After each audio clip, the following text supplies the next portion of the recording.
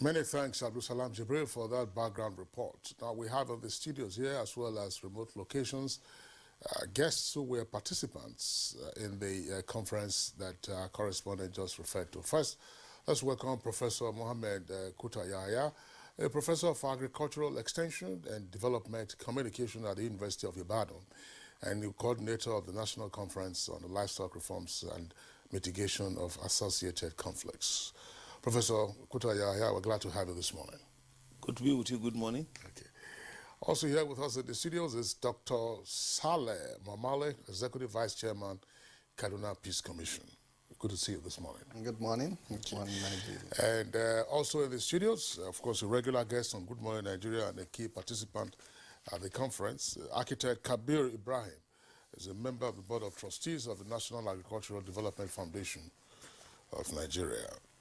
Architect Kabir, glad to have you this morning. Thank you very much for having me. Okay. Thank you. Do you mind? And from our Yola studio, we're being joined by Aminu Murtala Inyako, MD CEO, Sebore International Farms, Mayo Belwa. Thank you so much for joining us. Thank you so much for having me. Joining the conversation from our Kano studio is Muhammadu Damaka Abubakar. He's President, Commercial Dairy Ranchers Association of Nigeria and CEO, L&Z Integrated Farms Nigeria Limited in Kano. We appreciate you for joining us. Thank you very much for having me. All right, let's begin with Professor Kuta Yahya. Was this another talk shop, or in terms of participation and outcomes, this was different? And if so, how? Yeah, I can tell you without any contradiction that this is a confab that is with a difference. It's an assembly that comprise professionals, practitioners, real practitioners who are into the livestock sector, and policymakers, national and international. We have in the attendance not only chief executives and governors and deputy governors and secretaries of government who are in the policy level, particularly Kano State government. We must give kudos to the governor of Kano State, His Excellency Dr. Umar Abdullahi Ganduje, for this initiative and the support of Kano State government. He was not only present at the opening ceremony, but sat throughout the sessions for the 2 days. That's the first time I've witnessed a chief executive officer in any confab of this nature that will stay and participate fully. And we had in attendance the Islamic Development Bank Vice President, Dr. Mansour Mukhtar, who was attended throughout the proceedings. So I feel the concern and the realities and the deliberations from experts, from Commonwealth Veterinary Association to practicing livestock farmers, ranchers from different parts of Nigeria, from the north, from the south. We could see, it was palpable that the solution has come because they were able to propound practical solutions based on what they are doing on the field. So we believe this is not another talk show. This is going to come out with a blueprint. The report is in process. And we're going to develop a blueprint that will be used by any government to advance frontiers in this sector. And we must give kudos that we had 3 weeks to prepare and to galvanize the participants that came from all over the country and beyond. So we must give credit to our chairman, Professor Atairu Jega.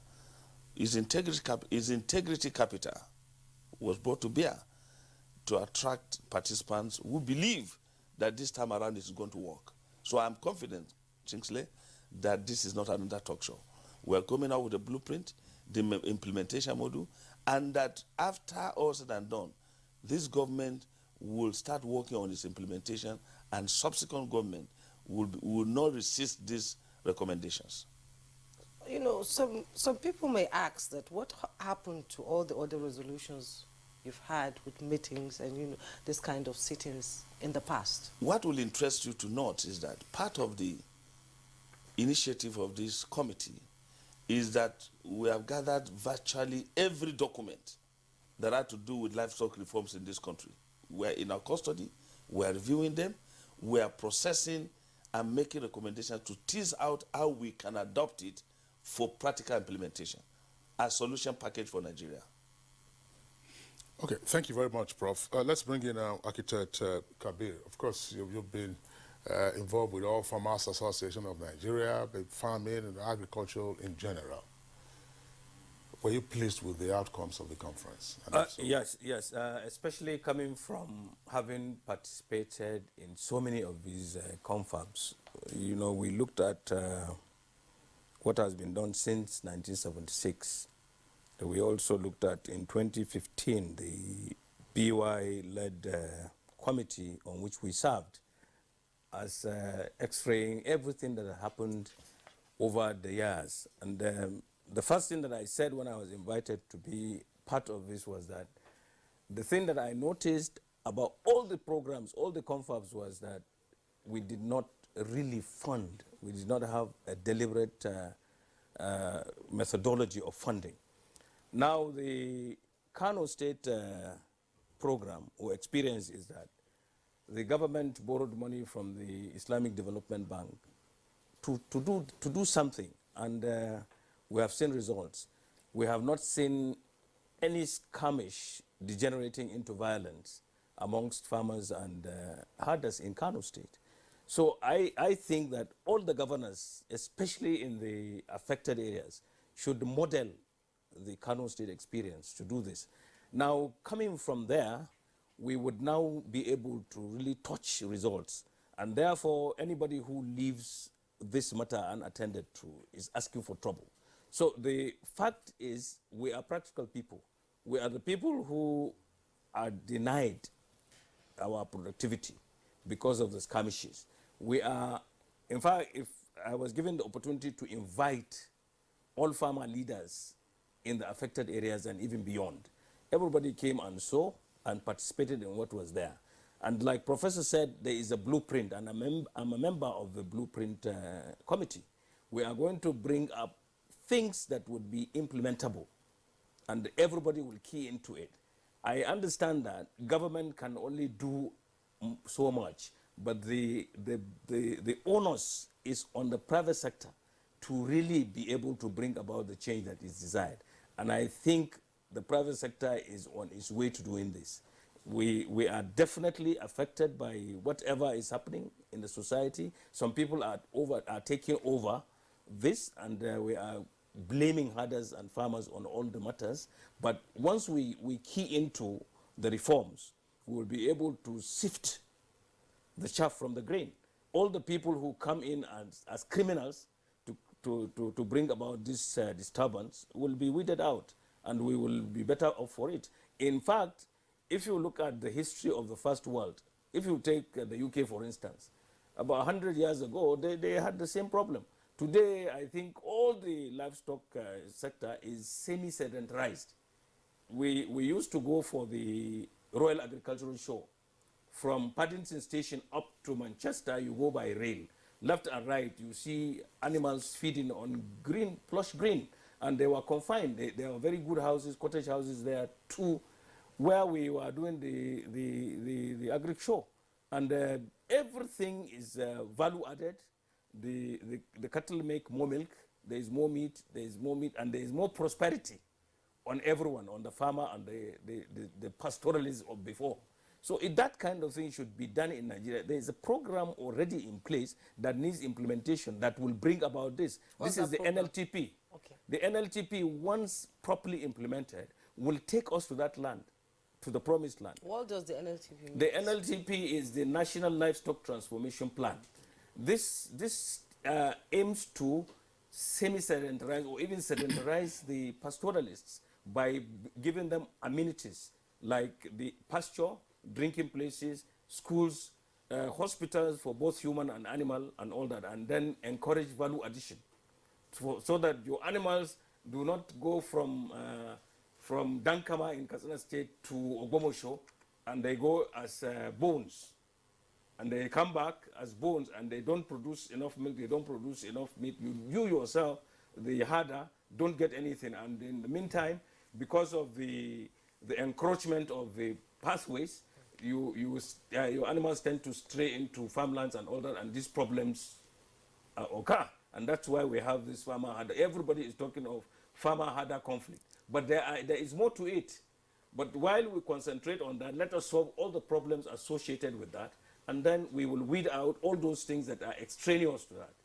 Okay, let me bring in Dr. Salim Omole. Architect Ibrahim has said that the farmer-herders conflict is there, and solutions is being found to sort of resolve the issues, but there's so much pain, losses on both sides. As the Vice Chairman, Kaduna Peace Commission, do you think there should be a healing process? Okay, thank you very much for bringing the issue with respect to the impact of the conflicts. But just to comment maybe just a few before that. First of all, I think the conference clearly brought out the viability, the importance of the livestock industry to the social and economic development of the country. Currently, cattle production alone was estimated by professionals to be an asset and an investment of over 30 trillion naira. That's a huge national asset that Nigeria need to properly develop. Secondly, most of the projects that were implemented or planned in the past, I think from the conference, it was emphasized that the implementation was much more public sector centered.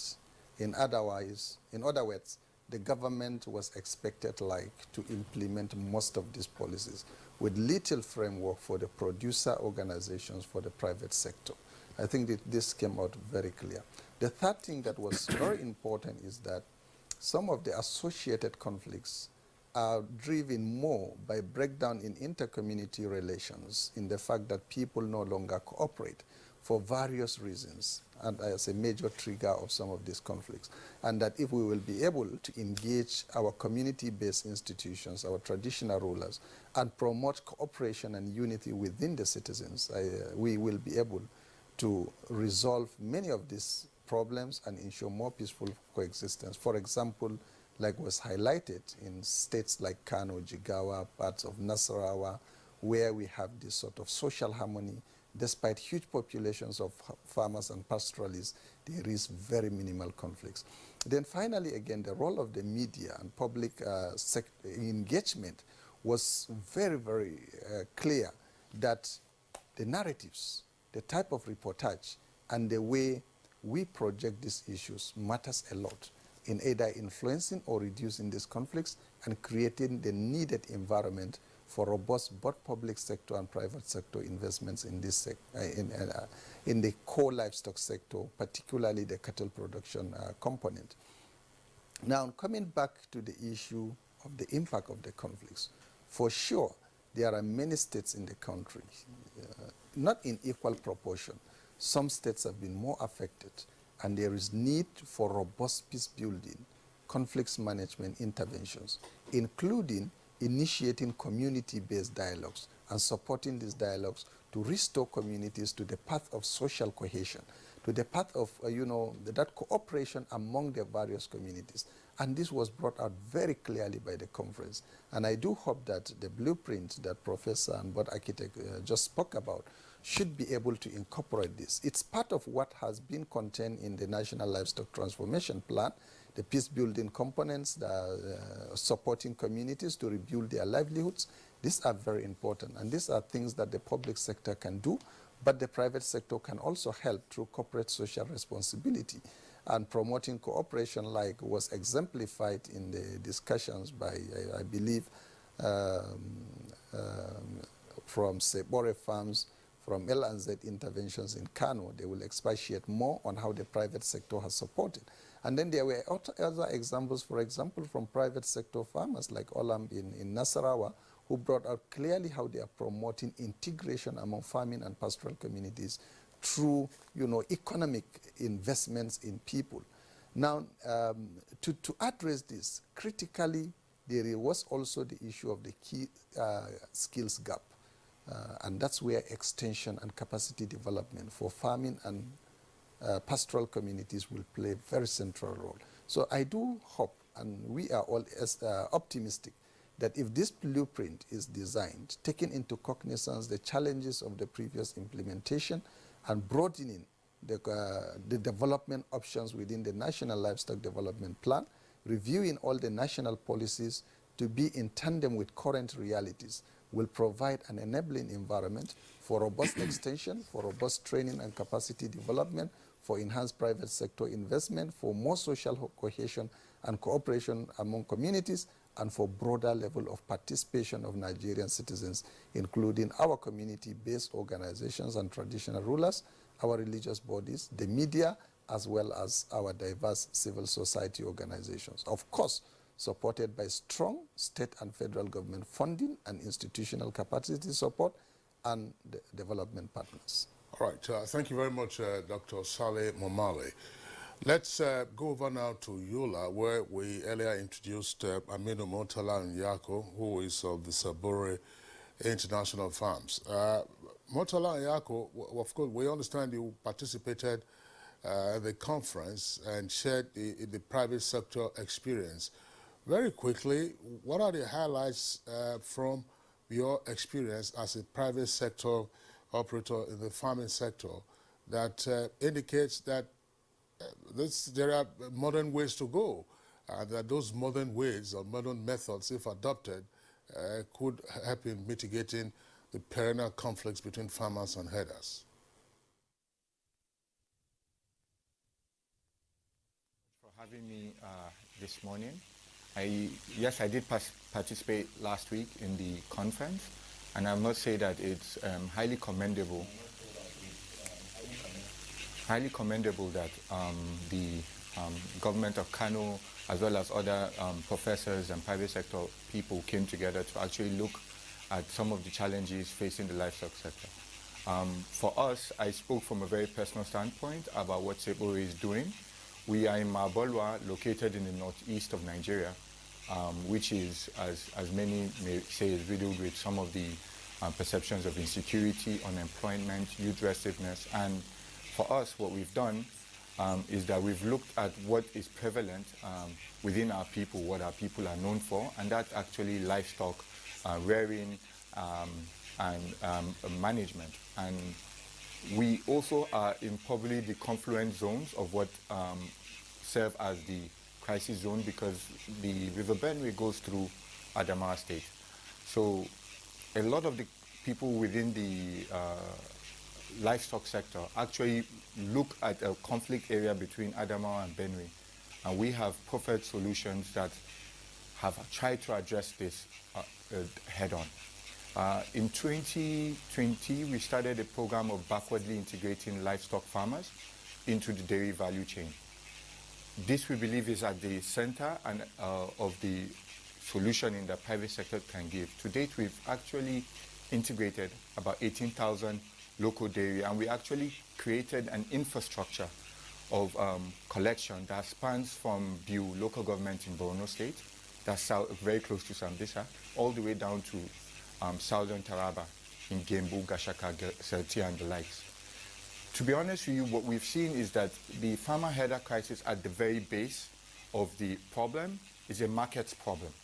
What I mean by markets problem is that you have very resilient farmers on one side trying to earn a living through crop production, and you also have dairy farmers who are rearing cattle and also trying to earn a living through that process.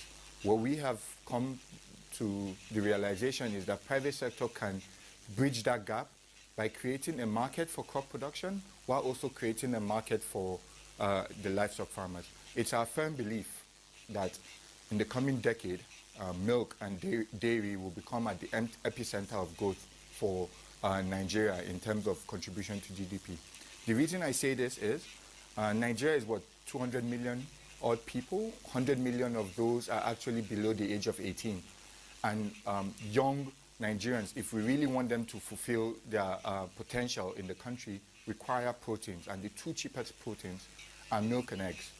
And for us, having imported $1.9 billion worth of milk products, that's 98% of Nigeria's milk capacity, is actually imported into the country, while we also sit on a livestock base of about 28 million cattle in northern Nigeria This for us, we felt was untenable. And what we decided to do is, in partnership with the central bank last year, we commissioned the largest dairy plant in Nigeria. It's completely powered by renewable energy because milk is extremely perishable. And what we've realized is that engaging these farmers, backwardly integrating them. What we mean by backward integration is we organize these people, we train them, we give them NIN, BVN, mobile wallets. The program that we've done right now is completely cashless. And we realized that from the first day, October 15, that these rural pastoral farmers started giving us milk. There's not been one day they've not given us milk. For us, that's a testament to their resilience, their commitment, and their hope for the Nigeria moving forward.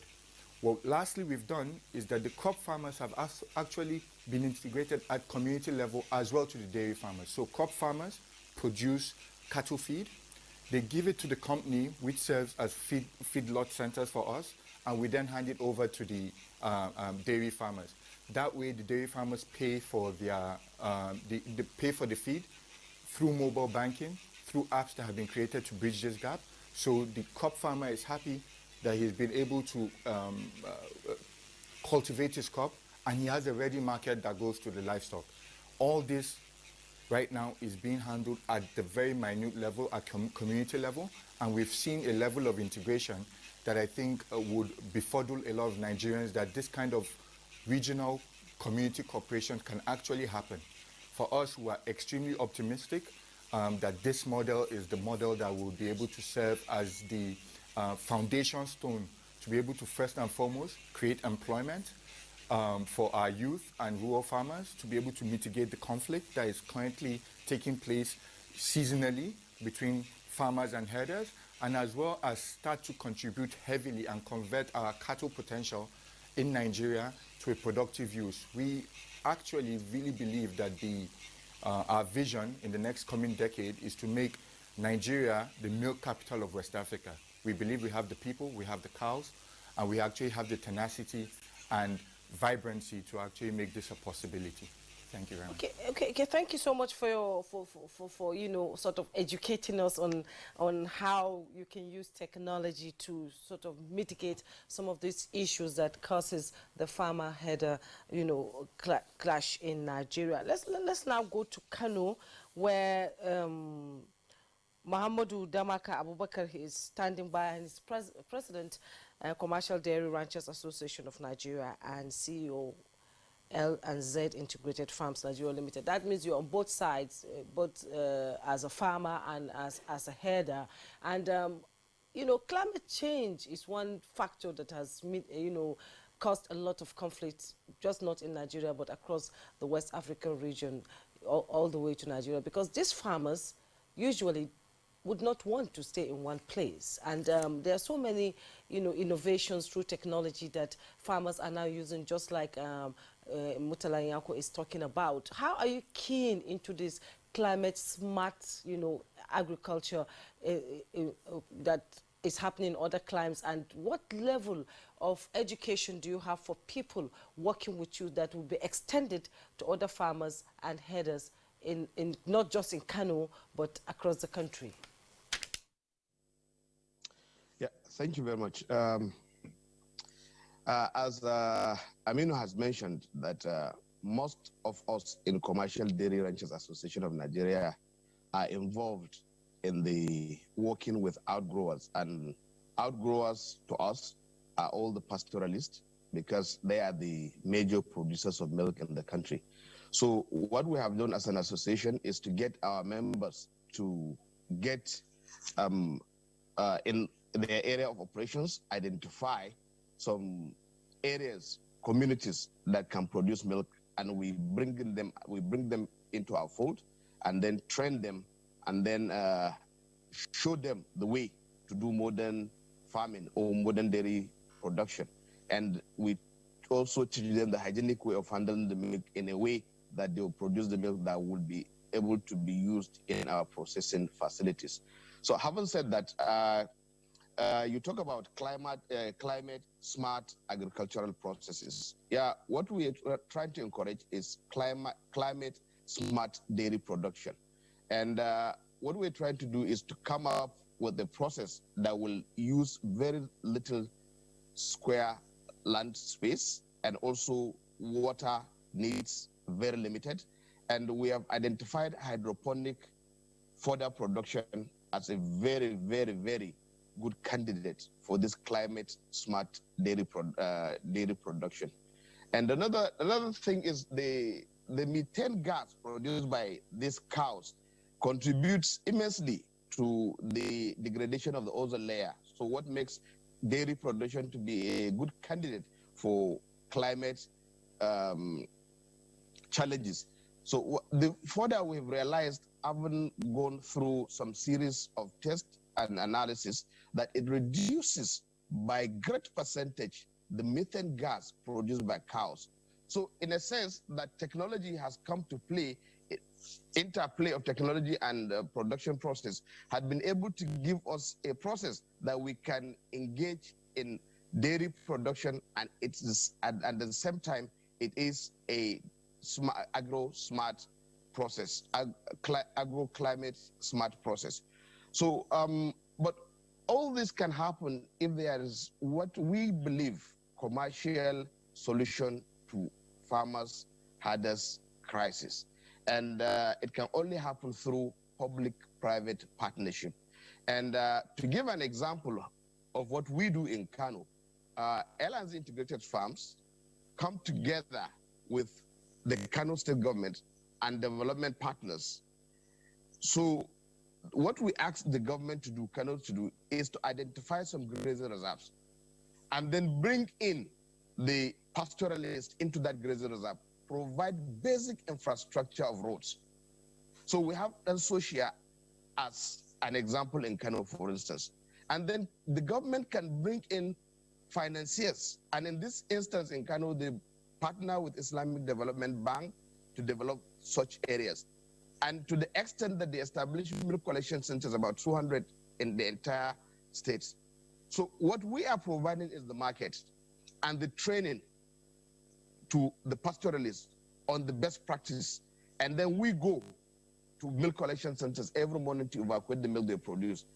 We provide market. So in essence, what this PPP arrangement does ultimately is to take the attention of pastoralists from only engaging in the process of selling their cows to make money, but go into milk production.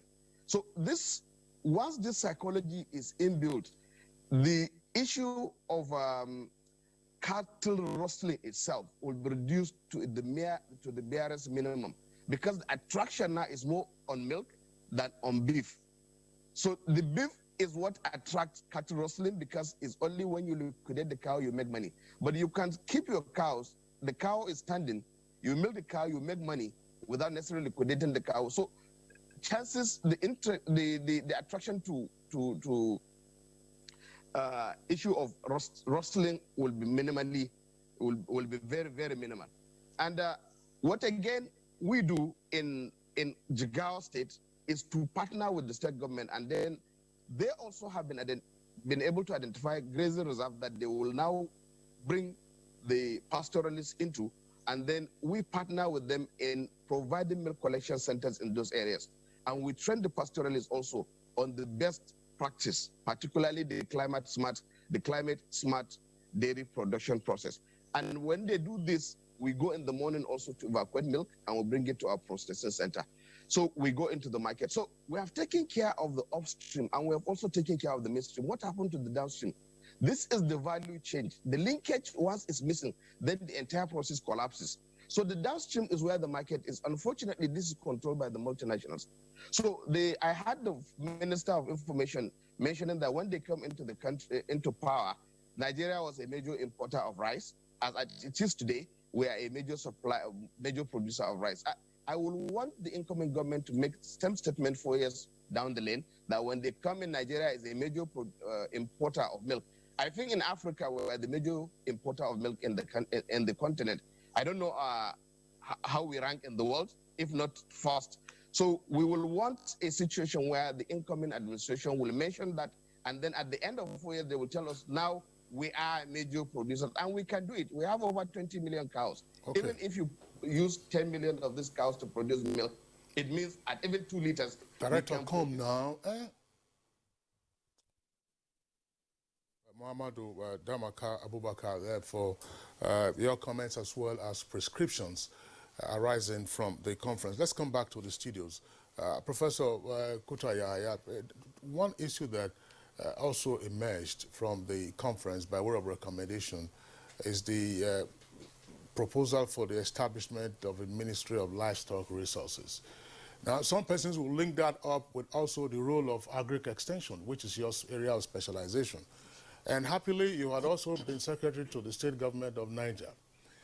Look, are we going to be creating a fresh new bureaucracy by having Ministry of Livestock Resources?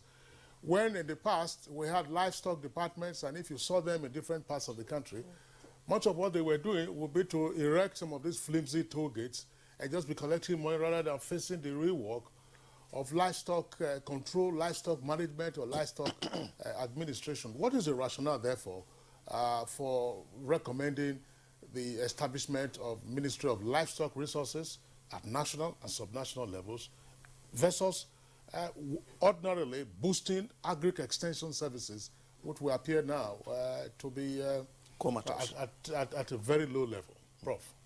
Thank you very much, and I'm very happy with the participation of practitioners that have demonstrated the holistic approach of this conference. And you can see some clips. Those clips are from Oyo State, practitioners, ranchers in Oyo State. I saw Ablatif Absalam from Onyx Farms demonstrating that ranching is possible, is feasible, because they have an agribusiness-oriented manager of the Agricultural Development Project, Dr. Debo Akande, who brought in private sector to come and invest in that sector in Oyo State. And they are doing well, and about 5 of them came for the conference. They are practicing the way you see LNZ and Sabore Farms are doing.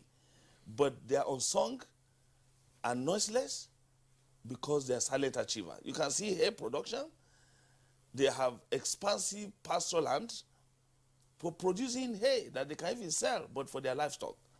So the truth, why this conference is agitating for Livestock Resources Ministry is because the GDP and the potentials of the livestock sector, if it's not higher than that of the crops, you will think one is exaggerating. But this livestock sector and the extension component of agriculture under the current dispensation have been neglected. Until Akiumi Adesina came on board, that he established the Federal Department of Agricultural Extension to give voice to extension in Nigerian policy system. Now, every corner you turn at the conference, everybody will say you need extension. Dr. Momale alluded to it, architect everybody, even those who are reaching out at the private sector, require extension. So if we don't domesticate it at the lowest level, we're not going to achieve that. And that is possible if you have integrated approach. The nomadic education program that was initiated by Babangida administration was very critical and impactful. When the Mezube farms in Mina, established by former head of state, Jarab Salam Babakar, they were at the conference with their product. In that farm, there is a Fulani settlement within the enclave. And one of the childs that was sent to school from that enclave became a national mathematics quiz champion in Nigeria. So it's like if we pay attention, we're not only going to be addressing the issue of the sector, but we're also going to be addressing the human capital. Games reserve in Niger State. I've given that example severally. Some of those who went to school in the enclave ended up going to university, graduating and coming back to teach their fellow brothers.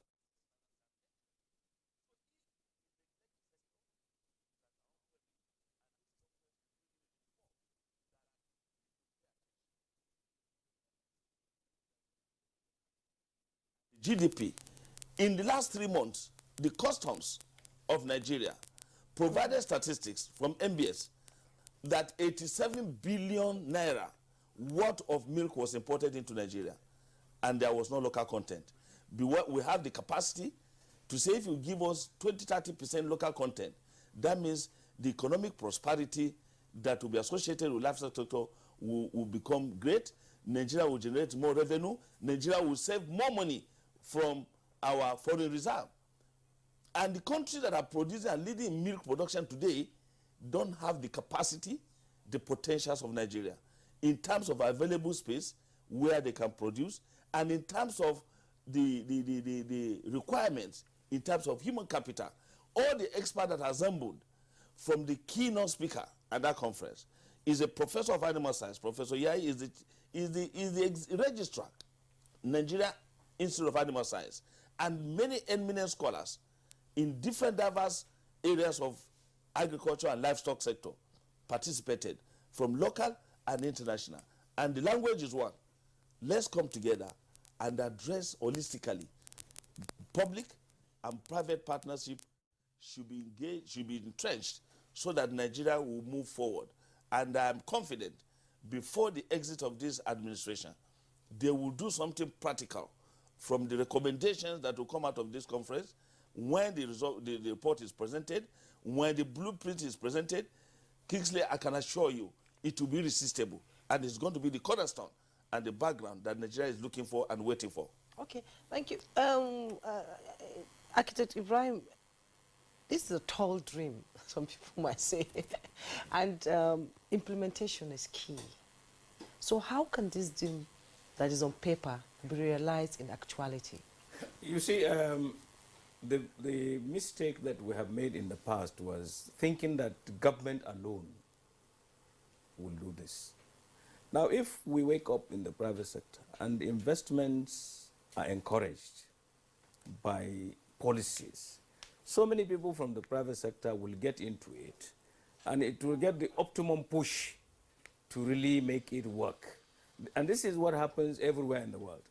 You see, private sector actually accounts for 80% of growth. So the examples that we have seen in Savory and L&Z and where Prof mentioned are clearly showing the way to everybody. I know a friend of mine to whom I handed over Poultry Association who showed me his farm where he's doing some animal husbandry using cattle in away area around Ibadan. And I told my friends here who take animals in trucks to Lagos to sell that very soon when they take their bulls there, nobody would buy because they are not as good as Ayo Oduntans.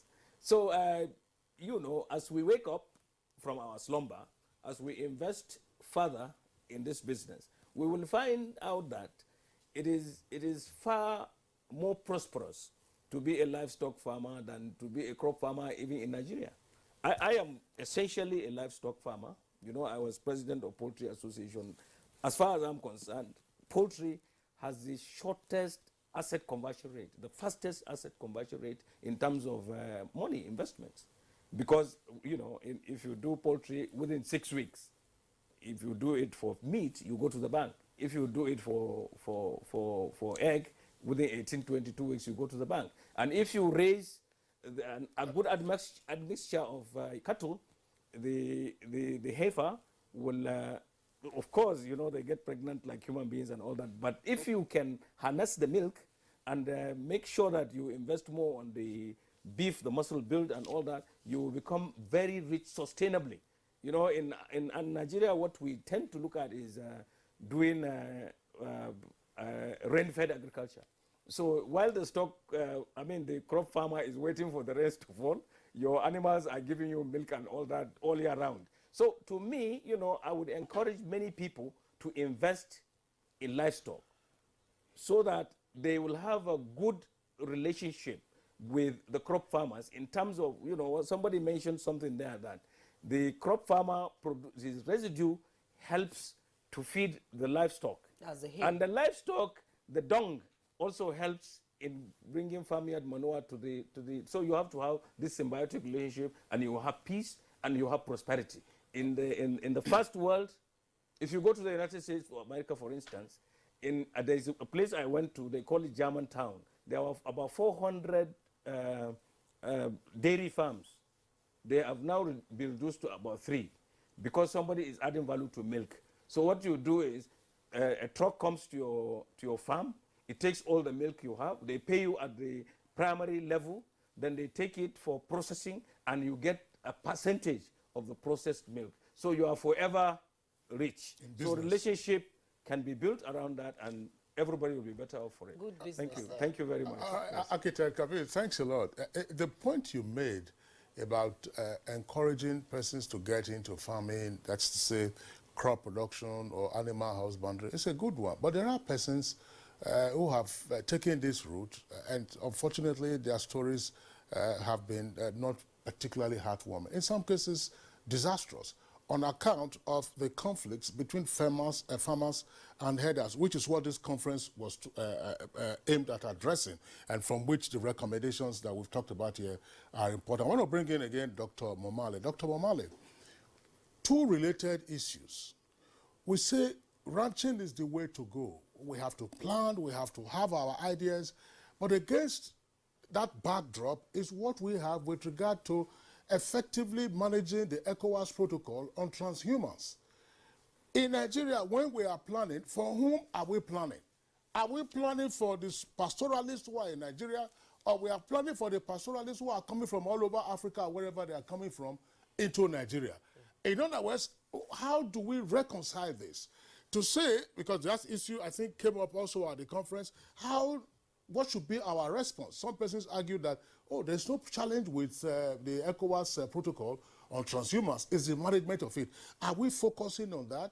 Are we ensuring that those who actually come to cause trouble are Nigerians, and therefore we know how to deal with them? Can we resolve that issue as part of the conference recommendations? Yeah, I think, thank you very much for bringing in it. And I think that fit into the earlier question which you made, relating to the need for a national framework for coordinating this huge economy. At the moment, the Federal Ministry of Agriculture and Rural Development is saddled with this responsibility. And it's a responsibility of managing a huge national asset with millions of traditional producers, extending some of the population estimates say we have between 15 to 20 million pastoral producers in this country in terms of total population. And assets of cattle alone, over 33 trillion. If you bring in poultry, you bring in fisheries, you bring in other small ruminants, sheep, goats, poultry, pigs, you can see the quantum of economy we are talking about. All of this at the federal level, with respect to policy, is just the Department of Animal Husbandry Services and the Department of Veterinary and Pest Control Services. So for every Nigerian, for some of us in the civil society in the previous years where we were working, and even now in peace-building interventions, if you travel throughout the ECOWAS countries and you go to high-level meetings of ECOWAS ministers, when they are talking about livestock, you see Niger, you see Mali, you see Burkina Faso, ministers of animals resources, ministers of livestock, attending high level. And then you see Nigeria represented by an assistant director or a deputy director from the Federal Ministry of Agriculture and Rural Development. And in the policy, in the ECOWAS policy environment, Nigeria is strongly underrepresented. In the African policy framework for livestock, we have the African Union policy on livestock, we have the ECOWAS policy on transhumans, we have the ECOWAS policy on livestock, we have the World Initiative on Sustainable Pastoralism. We have policies at the IUCN, the International Union for the Conservation of Nature, that has to do with the issues of managing traditional systems of livestock production. Okay. Where is Nigeria? Nigeria is grossly underrepresented in these regional and continental policies because at the national level there is weak institutional framework. And I think this is why the experts and professionals are pushing strongly for the Ministry of Animal Resources in the country to be in tandem with the greater practice within the West African sub-region, which have huge population of livestock with enormous economic and social potentials.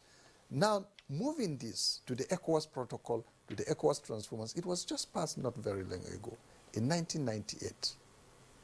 Prior to 1998, was there no cross-border transhumance? There was. So this has been an age-long practice. But within the sphere of the ECOWAS region, where this livestock cross across borders, there wasn't any framework. So that was the spirit for which the ECOWAS discussion started, I think, right from about 1995-96, when the conflicts were roaring out its heads, and it moved on until it was passed in 1998.